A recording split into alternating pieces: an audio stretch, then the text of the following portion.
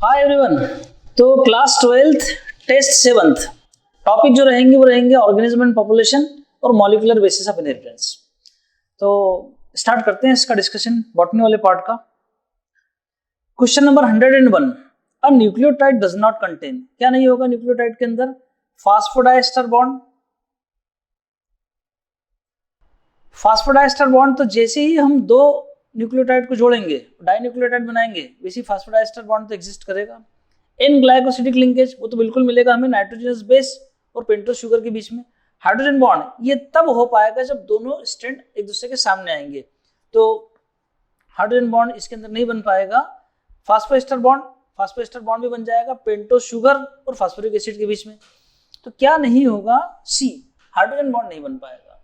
102 mark the incorrect statement for double helical structure. AC थोड़ा noise create कर रहा है, जरा इसको ऑफ करते हैं।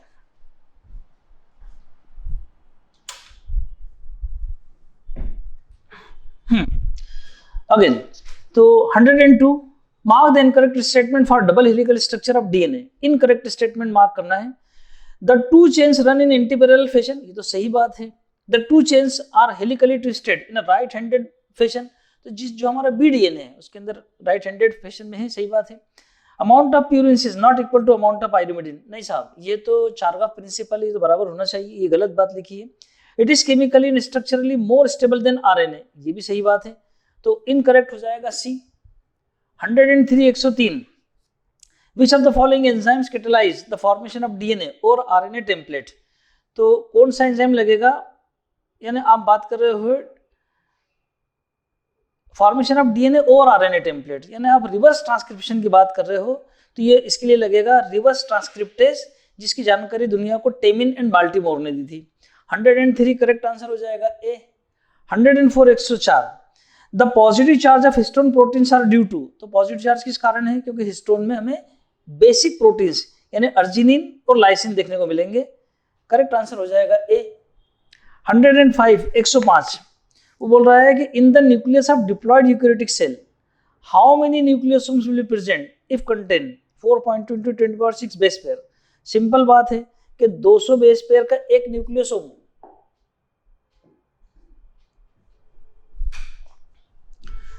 200 बेस पेयर, इसमें हमें एक न्यूक्लियोसोम मिलता है, एक मिलता है। तो एक बेस पेयर में हमें कितना मिलेगा? 1/200। और हमें कितने में से लेना है? 4.2 × 10⁶ बेस पेयर से लेना है। तो ये इसको हम डायरेक्ट यहीं से मल्टीप्लाई कर सकते हैं। 4.2 × 10⁶ से मल्टीप्लाई करो तो 2 की टेबल पढ़ दो। 2 1 जा 2 और 2 2 जा 4, 2 1 जा 2। इसको ऊपर ले जाओ तो ये हो जाएगा 10⁻⁻²। तो ये ओवरऑल कितना आ जाएगा? 2.1 × 10⁻⁻² यानी 4। तो 2.1 × 10⁴ न्यूक्लियोटाइड। करेक्ट आंसर हो जाएगा सी। सिंपल फार्मूला लगाकर, सिंपल यूनिटरी मेथड है और कुछ भी नहीं है। तो 105। Next 106 which of the following organism was used by Frederick Griffith in the transformation experiment. Streptococcus pneumoniae लिए था उन्होंने, आर और एस स्ट्रेन लिए थे उसके। तो करेक्ट आंसर हो जाएगा B. 107 read the following statement and choose the option which is true for them. Statement पढ़ते हैं पहले वाला। Okazaki fragments are used to elongate the lagging strand toward replication fork. तो रिप्लिकेशन फॉर्क की तरफ नहीं करता है, वो तो away from the replication fork यानी ओरिजिन की तरफ होता है, जैसे इस तरह से आपको मिलेगा। तो ये मान लो 3' to 5', तो ये हो जाएगा 5' to 3'। हमारा जो लीडिंग स्ट्रैंड बनता है वो इधर से यानी 5' to 3' बनता है, और हमारा जो लेगिंग स्ट्रैंड ओकाज़की फ्रेगमेंट की मदद से वो इधर से इधर बनता है यानी 3' to 5'। तो किधर से बनता है? फॉर्क से ओरिजिन की तरफ। कौन सा? ओकाज़की वाला लेगिंग स्ट्रैंड। और लीडिंग स्ट्रैंड किधर से किधर बनता है? ओरिजिन से फॉर्क की तरफ। अब देख लेते हैं क्या बोल रहा है। Okazaki fragments are used to elongate the lagging strand toward the replication fork. ये करता ओरिजिन की तरफ है, टूवर्ड्स उधर होता, यानी ये वाली बात गलत है। दूसरा बोल रहा है वो leading daughter strand synthesis occurs away from the direction of replication fork. Replication fork ये रहा, ये तो टूवर्ड्स है, अवे थोड़ी है, तो ये वाला भी गलत हो जाएगा। दोनों स्टेटमेंट गलत हैं। करेक्ट आंसर हो जाएगा both statement A and B are incorrect, D. ये क्वेश्चन नंबर 107। इसके बाद 108 की बारी आ जाएगी। 108, if 30 codons of a gene that is coding a polypeptide chain having 80 amino acids is converted to UGA, what will be the impact on the polypeptide chain? यानी समझो बात को, क्या बोलना चाह रहा है वो ये बोल रहा है कि साहब मेरे पास एक पॉलीपेप्टाइड की चेन है, ये 80,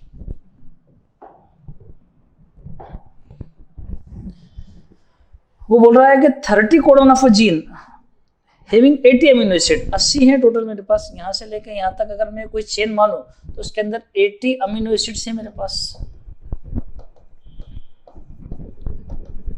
80 अमीनो एसिड्स हैं। वो बोल रहा है 30th codon of a gene that is encoding a polypeptide chain having 80 amino acids is converted to UGA। 30th codon यानी 30वां, ये जो 30th है ये काय में चेंज हो गया है UGA, और हम जानते हैं UGA क्या है, वो तो स्टॉप कोडन है, क्योंकि UAA, UAG, UGA जैसे ही 30th ये वाला आया, इसका मतलब ये है कि बंद हो जाएगा। इसके बाद फिर पॉलीपेप्टाइड की चेन अमीनो एसिड नहीं जुड़ पाएंगे, पॉलीपेप्टाइड की चेन नहीं बनेगी, तो क्या होगा, what will be the impact on the polypeptide chain. इस पॉलीपेप्टाइड चेन पर क्या इंपैक्ट होगा, resulting polypeptide would have 29 amino acid. ये 30th पर अगर ये आ गया तो यहां से लेके यहां तक 29 की चेन बन जाएगी, ये सही बात है। Resulting polypeptide would have 30 amino acid, नहीं 30 नहीं हो पाएगा, 30th वाला तो स्टॉप इसलिए नहीं हो पाएगा। There will be no change in the number of amino acid in the resulting polypeptide. साहब क्यों नहीं होगा चेंज, बिल्कुल होगा, क्योंकि स्टॉप कोडन हो जाएगा तो चेंज हो जाएगा। रिजल्टिंग पॉलीपेप्टाइड वुड हैव 79, नहीं 30 के बाद 29 के बाद आगे ही नहीं बढ़ पाएंगे तो 79 का तो नंबर ही नहीं आएगा। करेक्ट आंसर आ जाएगा ए। ये हो गया आपका 108, 108। नेक्स्ट अगला question 109, the model organism used by the Meselson and Stahl that suggested the semi conservative nature of replication E coli, Escherichia coli. Correct answer भी straight forward. 110, regulation of lac operon by A is referred to as B regulation. Regulation तो ये 100% negative regulation है, तो हमारे पास B और सी में से लेना है। तो रिप्रेसर एंड नेगेटिव और ऑपरेटर नेगेटिव, नहीं रिप्रेसर एंड नेगेटिव, क्योंकि मैं रिप्रेसर के सेंटेंस पढ़ रहा हूं। Regulation of lac operon by repressor is referred to as negative regulation, तो करेक्ट आंसर हो जाएगा बी। 110 के बाद 111, the elucidation of lac operon was also a result of close association between genetics Jacob and Monod. Correct answer हो जाएगा C, straight forward scientist based question. 112, which of the following initiates the process of transcription in prokaryote? Initiation कौन कराएगा, sigma factor कराएगा, rho factor termination कराता है। Correct answer हो जाएगा A. 113, 113, DNA is the genetic material, it was unequivocally proved through the experiment conducted by Hershey and Chase. T two bacteriophage पर करा था उन्होंने 1952। करेक्ट आंसर हो जाएगा A, Hershey and Chase. 114, template independent RNA synthesis can be catalysed by, तो Ochoa ने एक enzyme दुनिया को बताया था।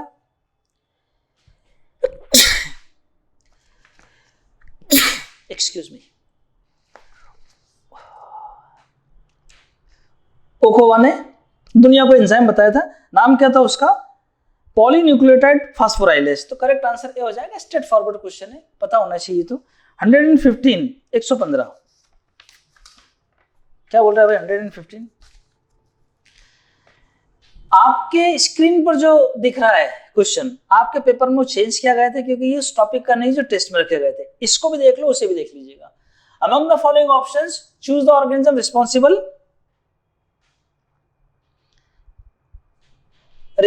For the production of clot busters bioactive molecule streptokinase. इसके लिए लगता है स्ट्रेप्टोकोकस, 15 है स्ट्रेप्टोकोकस, तो इस हिसाब से करेक्ट आंसर 15 है।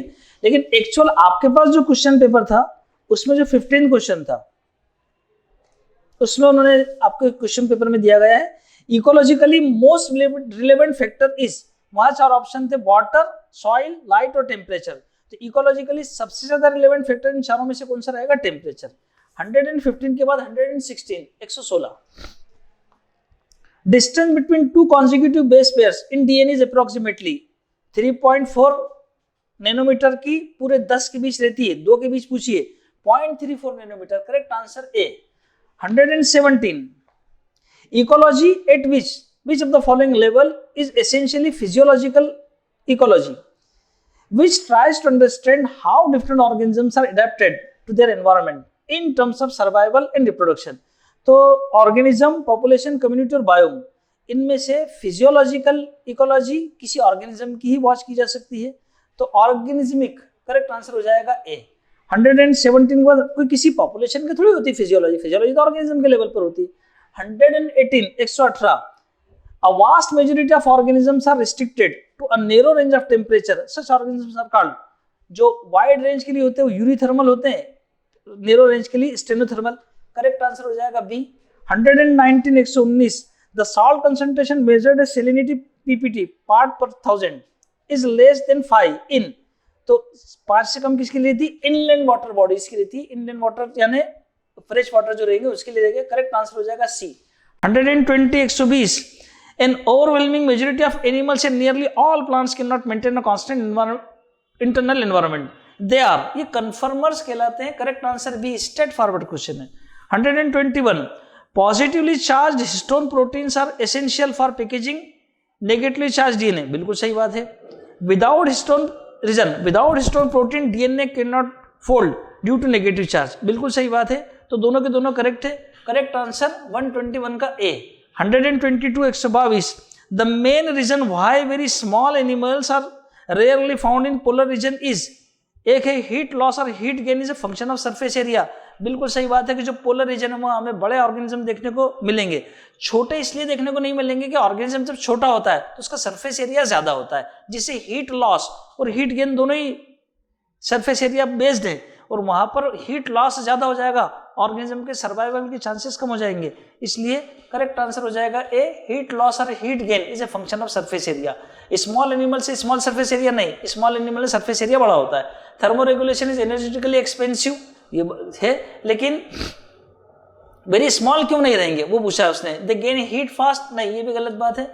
123, 123 विच of the following organisms show behavioural response to cope up the variations in their environment, archaebacteria in hydrothermal vent, नहीं साहब वो तो बिहेवियरल नहीं है, ऐसा थोड़ी कि अलग अलग भाग जाएंगे, बिहेवियर चेंज करना। Fishes thriving in freezing Arctic waters, नहीं ये भी नहीं, वहाँ तो उनके अंदर प्रोटीन होते हैं स्पेशल, वो बिहेवियरल नहीं है बल्कि वो तो एंजाइमेटिक है। डेजर्ट लिजर्ड, हाँ डेजर्ट लिजर्ड क्या करेंगे कि जब ठंड ज़्यादा होगी तो दे परफॉर्म सन बास्किंग, धूप में जाकर अपने आप को बैठेंगे, और जब गर्मी ज़्यादा हो जाएगी तो वो अपने बिल में अपने जगह पर जाकर छुप जाएंगे। Correct answer C, NCERT based है, कुछ भी इसमें नया नहीं है। The integral form of exponential growth equation, ये तो दी है n = n0 e to the power rt, correct answer C हो जाएगा। 125 in the logistic growth curve which of the following phases is seen when the population density reaches the carrying capacity, तो logistic growth curve कैसी होती है देख लो जरा उसको, ये रही लॉजिस्टिक ग्रोथ कर्व, ये एक्स एक्सिस वाई एक्सिस, और कर्व कैसी है वो ऐसी देखने को मिलती है हमें, लॉजिस्टिक कर्व ऐसी देखने को मिलती है हमें। ये इस तरफ क्या है पॉपुलेशन डेंसिटी n, तो ये वाली जो जगह होती है ये होती है k, और यही कहलाती है अपर एसिम्टोट, तो करेक्ट आंसर हो जाएगा डी, अपर एसिम्टोट, ये वाली जहां पर population density reaches the carrying capacity, population density carrying capacity के बराबर हो जाएगी, यानी ये जो n है ये k के बराबर हो जाएगा। नेक्स्ट अगला question 126 species facing competition might evolve mechanism that promote coextinction, one such mechanism is, coextinction कब हो पाएगा? कॉम्पिटिटिव रिलीज, कॉम्पिटिटिव रिलीज में तो एक को हटा ही देंगे, एग्जिस्ट दोनों एग्जिस्ट थोड़ी करेंगे। कॉम्पिटिटिव एक्सक्लूजन, नहीं इसमें भी नहीं हो पाएगा। रिसोर्सेज पार्टीशनिंग, हाँ ये हो जाएगा कि साहब दिन में कोई डायोनल हो जाए, कोई नॉक्टर्नल हो जाए, कोई घास खाए, कोई प्लांट प्रेशर ले, तो रिसोर्सेज का पार्टीशनिंग करके दोनों एक साथ एग्जिस्ट कर सकते हैं, ये कोई एग्जिस्टेंस है। करेक्ट आंसर हो जाएगा C. 127 127 the interaction in which one species benefit and the other is neither harm nor benefited is termed is seen in, किस में दिखेगा? Mycorrhizal association between fungi and root, वो तो दोनों बेनिफिट मिलेगा, दोनों को बेनिफिट मिलता है उसके अंदर। सी एनिमन एंड क्लॉन फिश, हाँ क्लॉन फिश क्या करती है अपने आप को प्रोटेक्ट करने के लिए सी एनिमन के आसपास जाती है। सी एनिमन को क्लॉन फिश से कोई लेना देना नहीं है, यानी 0, लेकिन क्लॉन फिश को फायदा मिल जाता है, यानी प्लस। करेक्ट आंसर हो जाएगा बी। एबिंगटन टॉर्टॉइज एंड गॉट, वो तो साथ साथ में रहेंगे तो दिक्कत है। एबिंगटन टॉर्टॉइज की ईटिंग हैबिट डिस्टर्ब हो जाएगी, उनका नंबर कम हो जाएगा, नुकसान हो जाएगा, और गॉट उसे फायदा हो जाएगा। ये तो कॉम्पिटिशन है। कस्कुटा ऑन हेज प्लांट, तो कस्कुटा ये तो पैरासिटिज्म है, एक को फायदा मिल रहा है एक को नुकसान मिल रहा है। करेक्ट आंसर हो जाएगा B.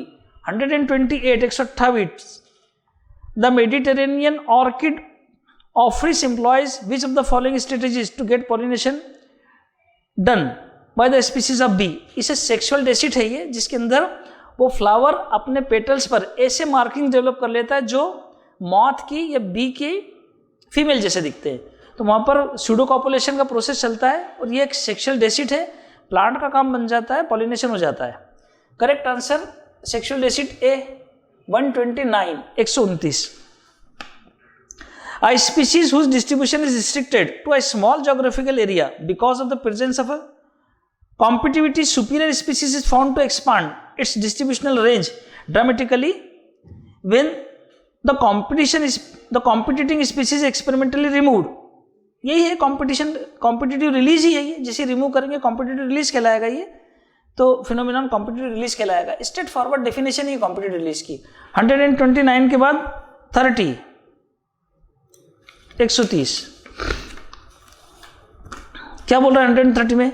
Read the given statement, select the correct one. 130 पहला बोल रहा है Pacific salmon fish breed once in their lifetime, सही बात है, पैसिफिक ये भी और बेम्बू भी, वो भी एक ही बार। सेकंड वाला बोल रहा है most of the birds breed many times in their life time, ये भी सही बात है, ये भी ट्रू है। थर्ड वाला बोल रहा है pelagic fishes produce a small number of large size offspring, नहीं गलत बात है, स्मॉल नंबर नहीं है बल्कि इनका लार्ज नंबर और स्मॉल साइज ऑर्गेनिज्म प्रोड्यूस करते हैं। इनकरेक्ट है थर्ड वाला, करेक्ट आंसर हो जाएगा सी। ए और बी करेक्ट है और थर्ड वाला गलत है। 131 131 the monarch butterfly is highly distasteful to its predator because of a special chemical present in its body. This chemical is, ये chemical क्या होता है? Formed naturally in body of butterfly, नहीं वो तो किसी वीट पर फीड करते हैं। Formed naturally during the caterpillar stage of butterfly, naturally नहीं, वो तो acquired है। C, acquired during its caterpillar stage by feeding on a poisonous weed. Correct answer C, NCERT की लाइन ही है तुम।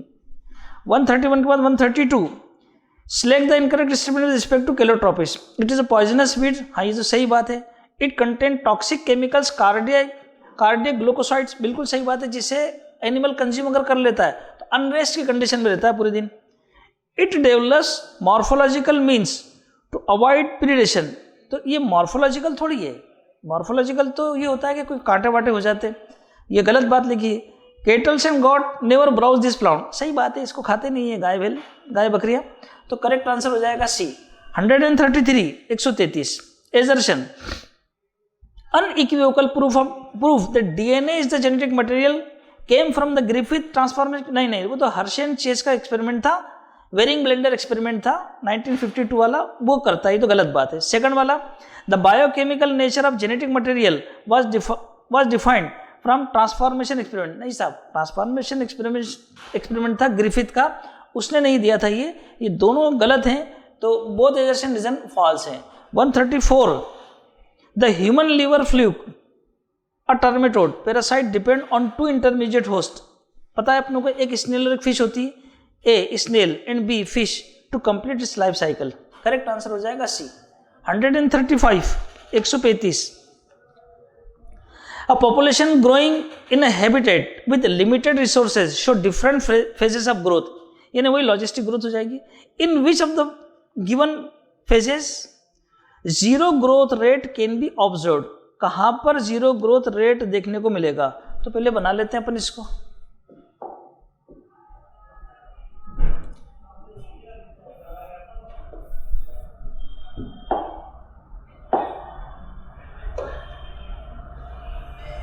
ये ऐसे देखने को मिलेगा।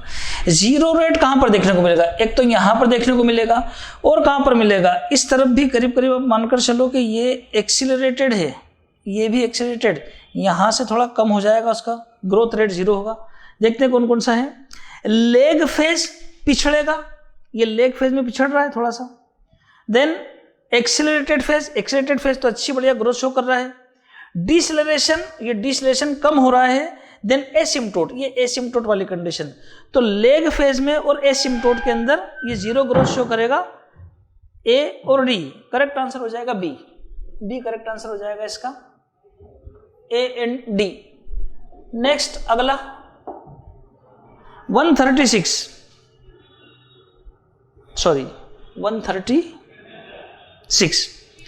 Consider the following statement A and B each with 1 और 2 ब्लैंक्स। देखते हैं क्या क्या है। पहले वाला देख लेते हैं। बियर गोइंग इनटू, बियर काय में जाता है? तो पोलर बियर वो जाएगा हाइबरनेशन के अंदर। हाइबरनेशन से रिलेटेड सी और डी है, तो सी और डी में से देखता हूं कब जाएगा वो। समर में थोड़ी जाएगा, विंटर में जाएगा। हाइबरनेशन में जाएगा, विंटर में जाएगा। और इससे क्या होगा? During Q in example of escaping time an ecological age pyramid with competitively narrower base reflect R. तो डिक्लाइनिंग पॉपुलेशन के लिए होता है ये narrow R. An ecological age pyramid with comparatively narrower base reflect, किसको रिफ्लेक्ट करेगा? तो अपनों ने पढ़ के रखा है कि जैसे जो डिक्लाइनिंग पॉपुलेशन होता है उसके अंदर जो बेस वाला पार्ट है वो नेरो, और उसके बाद में ये, और फिर ये होते हैं प्री रिप्रोडक्टिव, ये रिप्रोडक्टिव, ये पोस्ट रिप्रोडक्टिव। तो नेरोवर किसके अंदर रहता है? डिक्लाइनिंग पॉपुलेशन के अंदर। करेक्ट आंसर हो जाएगा इसका डी। नेक्स्ट अगला क्वेश्चन 136 के बाद 137 A population of grey reef shark in a coral reef has maximum per capita growth rate 2.5 per year. The population size is limited by carrying capacity of reef which is 70. Which of the following is growth rate of shark population when the population is made up of 50 individual? Growth rate की अगर वो बात कर रहा है, growth rate की अगर वो बात कर रहा है तो हो जाएगा dn/dt। हमारे पास फार्मूला है dn/dt is equal to r into n into bracket k minus n divided by k। ये फार्मूला है हमारे पास में। उसने ये हमसे पूछा है, ये निकालना है r, वो उसने देखे रखा है ग्रोथ रेट, यानी r देकर रखा है 2.5 इंटू n है यहाँ पर पॉपुलेशन डेंसिटी। तो अभी पूछ रहा है 50, क्योंकि k 70 रहेगी, n हो जाएगा 50, ये लिया, k है 70 दिया है उसने कैरिंग कैपेसिटी, माइनस n यानी वही 50 माइनस n यानी यहां पर आ जाएगा 50 डिवाइडेड बाय फिर 70। इसे सॉल्व करते हैं, ये पॉइंट गया तो ये जीरो भी गया, 25 5 जा 125 इंटू 70 माइनस 50 यानी 20 डिवाइडेड बाय 70, ये जीरो से जीरो गया तो इधर लिख रहा हूं मैं अब, ये हो जाएगा 125 इंटू 2 डिवाइडेड बाय 7, 125 125 दूना 250, 250 डिवाइडेड बाय 7, 250 है ये। 7 की टेबल पढ़ते हैं, 7 3 जा 21, 4 40 बचे 40, 7 6 जा 42, तो 7 5 जा 35, 5 फिर बच गए, फिर 50 हो जाएगा, 7 7 जा 49, 35.7। अब इससे रिलेटेड 36 शार्क 50 25 75, 36 शार्क ये जो dn/dt आ जाएगा वो 35.7 जो भी आ रहा है रफ फिगर, हम उसे कर देते हैं 36, राउंड फिगर कर देते हैं, तो 36 शार्क आ रहा है।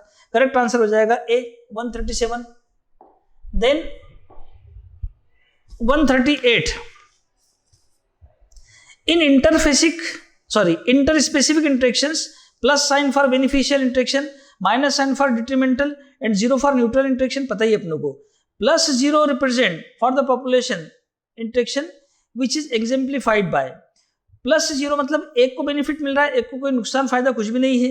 An orchid growing on epiphyte as an epiphyte on a mango branch, यही सही बात है ये वाली तो, क्योंकि ऑर्किड उसे बेनिफिट मिल रहा है, उसे अच्छे सनलाइट से मिलने लगेगी, मैंगो से कोई लेना देना नहीं है, तो ऑर्किड प्लस है, मैंगो 0। लाइकन वो तो दोनों बेनिफिट ईच अदर वाला काम चल रहा है। Barnacle growing on lake back of whale, बिल्कुल सही बात है कि बेर्नेकल वेल की बेक पर ग्रो करने लग जाती है, जहां जहां वेल खाने के लिए जाती है उसे खाने की जगह ज्यादा एक्सप्लोर होने लग जाती, तो वेल को कोई फर्क नहीं पड़ता लेकिन बेर्नेकल को फायदा हो जाता है। Presence of ticks on dog, नहीं इसमें डॉग को नुकसान पहुंच रहा है, एक नेगेटिव, और टिक्स को फायदा हो रहा है, तो ए एंड बी नहीं, अपने पास कौन कौन सा ए और C, A and C, B, correct answer हो जाएगा बी। 38 के बाद 39, which of the following is true regarding satellite DNA in human, satellite DNA के लिए क्या सत्य है? They are non repetitive DNA segment, नहीं वहां तो रिपीटेटिव सेगमेंट है। Show polymorphism in population in individual which is inheritable, बिल्कुल सही बात है, पॉलीमॉर्फिज्म शो करेंगे, वेरिएशन देखने को मिलेगा अलग अलग इंडिविजुअल के अंदर, तो बी वाला सही है। और भी देख लेते हैं, shows similarity in populations and code for protein, नहीं प्रोटीन के लिए कोड करते ही नहीं है वो, कोड फॉर और सिमिलरिटी भी शो नहीं करते पॉपुलेशन में, code for only those proteins which are responsible for facilitating cell cycle, नहीं वो कोड करते ही नहीं है, तो करेक्ट आंसर हो जाएगा 139 का B. 140 140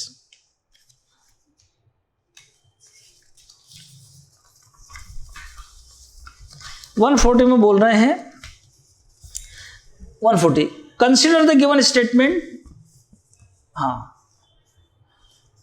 statement starting from true T और false, select the correct option, correct option चुनना है।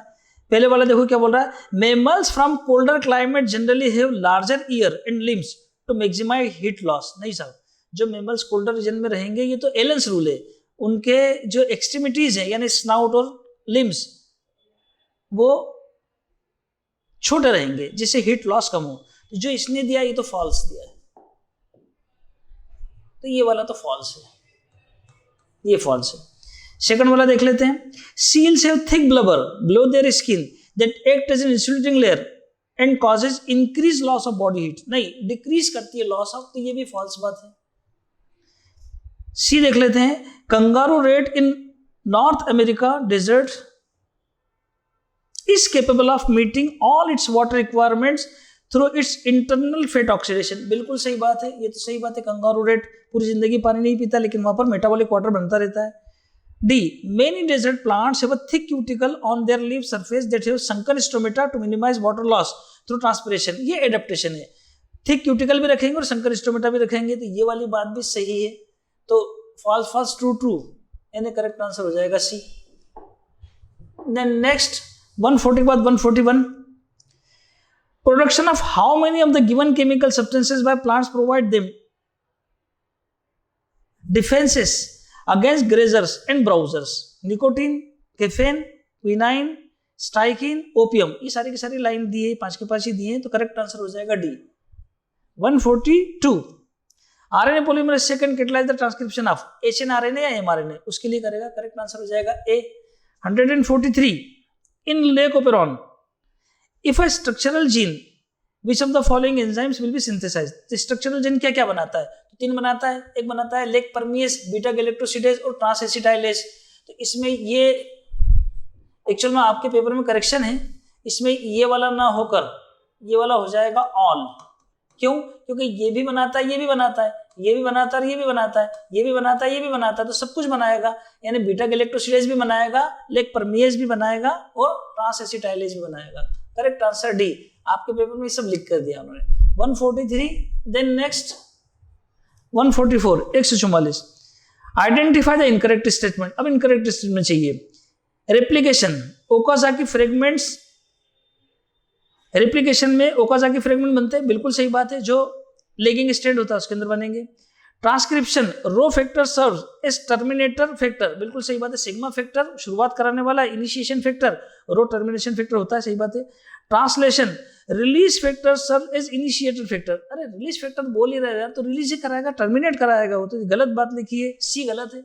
D, lac operon product of gene I control the expression of structural gene, नहीं ये सही बात है कि ले कोपेरॉन के अंदर जो जीन आई है वो expression of structural gene control करता है, सही बात है ये तो। करेक्ट आंसर हो जाएगा सी 145 145। Which of the following phenomenon serves as the basis of DNA fingerprinting and human genome mapping? Polymorphism, polymorphism से ही पता लगा पाएंगे हम, भेद कर पाएंगे दो के बीच में। तो करेक्ट आंसर हो जाएगा straight forward A 146। Match the column, यानी match the correct pair with respect to tRNA, tRNA के रिस्पेक्ट में कर रहा है वो, देखते हैं। अमीनो एसिड एक्सेप्टर आर, वो तो हेरिडेज एंड पर टीआरएनए पर होता है, यानी ए के अंदर आर आ जाएगा। तो ए में आर एक ही में दिया है, ये वाले में दिया है, और कर करके देख लेते हैं जैसे क्या क्या बोल रहा है वो। ए के अंदर यानी एक्सेप्टर आर, ओ के अंदर आर, ये तो सही बात है। तो ए के अंदर आर मतलब ये वाला। तो बी के अंदर पी है क्या देख लेते हैं। B amino acyl synthetase binding loop, DHU loop, सही बात है। सी के अंदर क्यू यानी एंटी कोडॉन लूप, एमआरएनए के अंदर बिल्कुल सही बात है कि एंटी कोडॉन लूप टीआरएनए में मिलेगा और उसके हिसाब से कोडॉन काय में मिलेगा, एमआरएनए के अंदर। Ribosomal binding loop, T psi C loop, सही बात है। तो करेक्ट आंसर हो जाएगा कौन सा क्वेश्चन था सी 146। 146 के बाद next 147 147। Production of how many, sorry 147। To which of the following promoter sequenced RNA polymerase bind during transcription to assume saddle like structure. ये टाटा बॉक्स, इसका करेक्ट आंसर टाटा है, लेकिन आपके लिए क्वेश्चन चेंज कर दिया गया था 147 जो, क्योंकि ये आपके सिलेबस के बाहर की बात है। 147 में आपके लिए कर दिया गया था, आपके पास जो पेपर होगा उसमें। Lac operon is discovered by Jacob and Monod, straight forward correct answer उसके आपके हिसाब से ए 147 के बाद 148 148। Which of the following happens in the first phase of translation? Translation के पहले फेज में क्या होगा, तो रिकॉग्निशन ऑफ एंटीकोडॉन, नहीं ये तो काफी बात की बात है। रिकॉग्निशन ऑफ फाइडेशन ऑफ एमआरएनए, नहीं ये भी बात की बात है। अमीनो एसाइलेशन ऑफ टीआरएनए, तो सही बात है, चार्जिंग होता है, एक्टिवेशन होता है, यानी अमीनो एसाइलेशन ऑफ टीआरएनए यही होता है शुरुआत में। बाइंडिंग ऑफ एमआरएनए और राइबोसोम, ये भी बात की बात है। तो करेक्ट आंसर हो जाएगा सी, स्ट्रेट फॉरवर्ड बात है, कोई ज्यादा उसमें उलझने की बात नहीं है। What will be the approximate length of the mammalian DNA double helix if the total number of base pairs are 4.8 into 9 and distance between two consecutive base pairs is 3.4? दो के बीच की इतनी है, तो इनकी भी इतने के बीच कितनी होगी, यानी टोटल बात करेंगे तो वो बोल रहा है 6,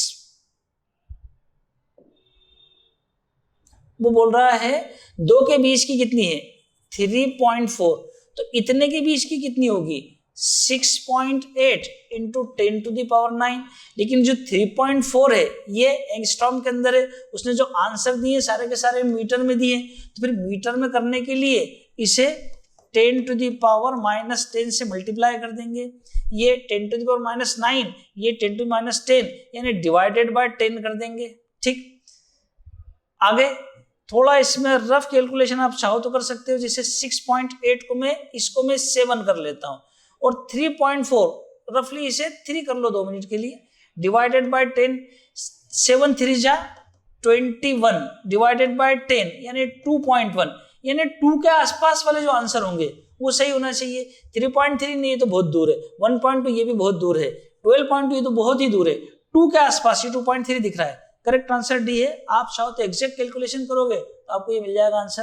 149 के बाद 150, लास्ट क्वेश्चन 150 क्या बोल रहा है भाई, एजर्शन रीजन बेस्ड है।